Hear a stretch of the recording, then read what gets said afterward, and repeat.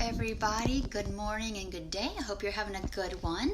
I am in my office this morning because there is yard work happening and it's loud outside. So we are inside this morning for our Friday Q&A. Welcome everybody. This is Tracy Brown, your somatic nutrition dietitian and a tuned eating specialist. So I just want to jump right in. For anybody who joins live here and has questions, we'll do that. I'm going to let a few people hop on first.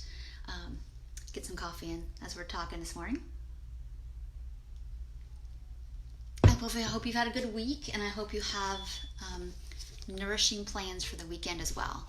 I wanted to share a book. I was looking on my bookshelf, and I wanted to share some new stuff with you. And this is like, I hope this feels like, gosh, it's like when you go to somebody's house and you see something like, oh my gosh, that'd be wonderful. It's like, it's not a new book, but it's like a book that I don't think many people know about, and it was my first non-diet book. So I think I read this one first, and then I want to say Janine Roth. I guess it was it wasn't Overcoming Overeating. It was Breaking Free from Compulsive Eating, but now she was Emotional Eating, whatever. And anyway, this book is called Making Peace with Food, Freeing Yourself from the Diet Weight Obsession, by Susan Cano, so K-A-N-O. I'm not sure. I'm sure you can find this on Amazon, but I love this book. It was the first non-diet book. Everything that y'all hear us talk about in the intuitive eating groups, online, podcast. This book was published in what year was this? I know I know this is from high school because I can see my name. I used to write my name all over everything all the time. So you can see the cursive writing in the corner. This was 1989. So I read this book in 96, I guess. This is one of my favorite books still of all time because it talks about set point. It talks about all different kinds of ways. All different kinds of ways you can try to befriend yourself, which was really nice. Like, how do you criticize yourself? You can see my writing from when I was 17 years old in here, kind of sweet.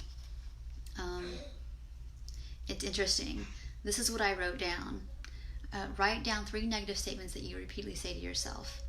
For each of these statements, write down 1 or more positive statements. And I couldn't do that part when I was 17, 18 years old. But I wrote down, I'm fat, I have no self-control, and I'm ugly. And the only thing I could put in response to something positive was, well, at least I'm a good person. So it's one of these things that this book is such a kind of, it's almost everything that you're working on. It's like actually in this book. That's why it's that thick. It's really, really good. Has relationships in here. So most of the book is about making peace with food and challenging your thinking, which is really great. But there's a reason. There's a piece of paper here with. Let's look at what this is. I have not looked at this book. Well, it's like 1996 is 2019. So that's how long. What is on this? Oh my gosh, you guys. There's a meal plan in here. Me writing out everything I'm going to eat, all the calories in it. Makes me kind of sad. This is really interesting. I feel a little nauseous right now because this was not an easy time. But anyway, this is from 1996. Anyway, the page this turned to, which I must have been like mind blown about, is people objectifying people. So, reading this chapter, this is what turned me around a lot, around like this idea that it's healthy or normal to body shame and criticize ourselves. It turns into that doing it, either purposely outward in the world or internally doing that to each other. And that was something that was a huge motivator in my recovery.